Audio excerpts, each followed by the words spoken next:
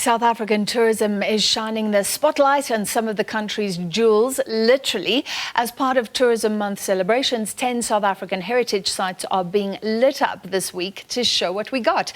To discuss, we're joined by the spokesperson for South African tourism, Thandiwe Mathibela. Great to have you with us in studio, Thandiwe.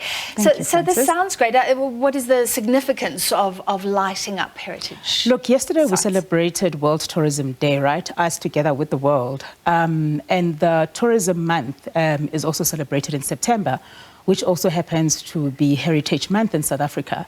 So obviously tourism and heritage are intrinsically intertwined, and that's what it's about. We know from our research that travelers are looking for culture and heritage experiences when they choose a destination to go to.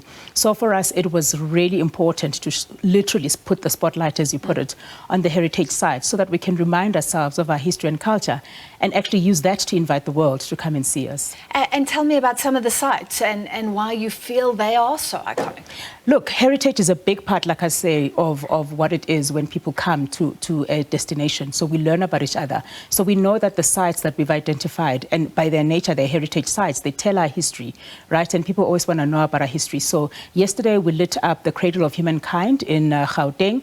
We also lit up the Castle of Good Hope in the Western Cape, Pilgrim's Rest in Mpumalanga, as well as the Vredefort Dome in the Free State. We are going to roll out our lighting of the heritage sites in the next day or two, because it was quite important that we showcase the length and breadth of our country, really. Yeah, this is across provinces. This is across provinces, yes, really, which is also a very important thing to do, because when we sell tourism, we don't only sell the cities and the metropolis, but it's quite important for people to actually get to know our entire country, because that's also where people get to get authentic stories and they get to interact with our people. Yeah. All right, so it's been Tourism Month. Yesterday was World Tourism Day. Just tell us what else you've been up to.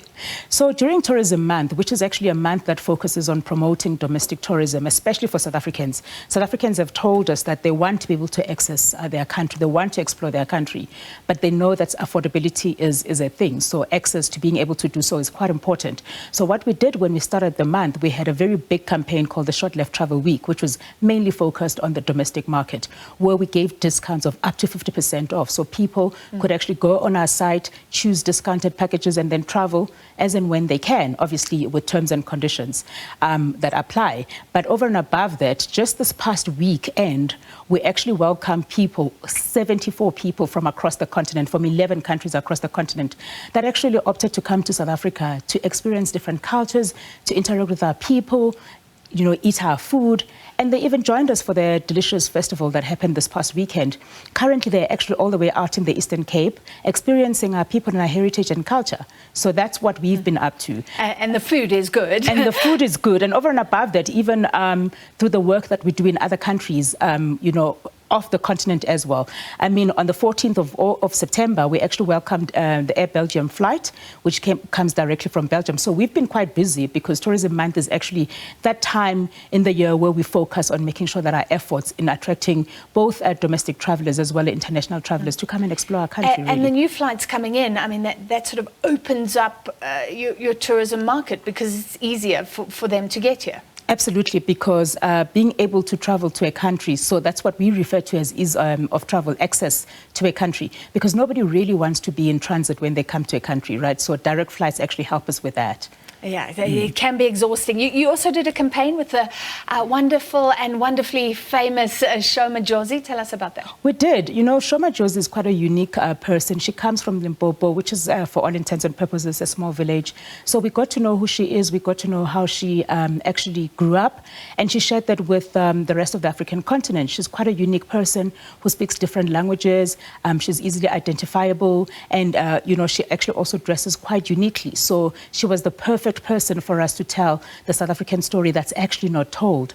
The campaign also focuses on where she comes from, which is Limpopo, which again goes to the point of highlighting the importance of smaller provinces too. The Tourism Business Conference earlier, one of the things that came up is that people go to places that they hear about, and the focus is often on Johannesburg and Cape Town. So it seems to me like you're really trying to push that idea of South Africa being much bigger than just the hotspots that some of the international tourists know about, that sometimes are more expensive than sort of the diversity that we can offer as well. Sure. If you, for instance, look at Sho Mabuza, she loves her country, and also she is quite a big ambassador of our country as well. So she was the perfect person for people to hear from in terms of inviting people to our country. Yeah, and she comes from Limpopo, so she very extends colourful. Exactly. that. What is the overall picture regarding tourism? We know COVID-19 was a huge setback. We know there are challenges, the rolling blackouts, but we also know that the tourism is picking up again. Is the future bright? Are people seeing our country? Are they viewing us sort of top of mind when they're planning their next trip? Look, we're very optimistic, and the numbers really don't lie. Between Jan and June 2022, we've actually welcomed more than 2.2 million people to our country. Obviously, these numbers are way beyond the 2019 pre-pandemic numbers, but we are very optimistic. And we know that the rest of the continent, Africa, has been the country or the region that brings up the bulk of the numbers. So we're very optimistic. Yes, we are not without our challenges, but we all know that South Africa as a nation is quite resilient, and so is the tourism sector. And it's actually amazing how the sector came together during the COVID-19 pandemic so that we made sure that we don't literally die as a sector. And I think here it's quite important for us to actually thank the domestic travelers, because they actually sustained our tourism sector. Domestic is literally the backbone of our tourism industry. Yeah, that conference was held at Sun City. They were saying it was packed, and it has been packed to the rafters. A lot of South Africans moving around. And is the idea just to speak to those people who don't know about South Africa yet? I've seen the wonderful advert, so it's just spreading the message. Yes, the idea is to spread the message, and we know that sometimes we don't need to necessarily put it in their face. People hear about a destination from other people. Word of mouth is quite important. Social media. So social media is quite important, so we're very active in those platforms. And that is why we actually have the people that we've got in our country currently. They are the people that are going to help us, get the message across to many more people, and that's how it works. That's just how research works. People hear from other people hear from people they trust, and that's how they actually get to come to a country. So you let them experience South Africa and then just talk about their experiences as they would do anyway. Indeed, but it also gives us an opportunity to learn about what people are looking for in a country, so that we can obviously consistently enhance our offering as well. So it is a two-way beneficial thing, yeah. All right, wonderful. Thank you so much. Thandiwe Mathibela, South African tourism spokesperson.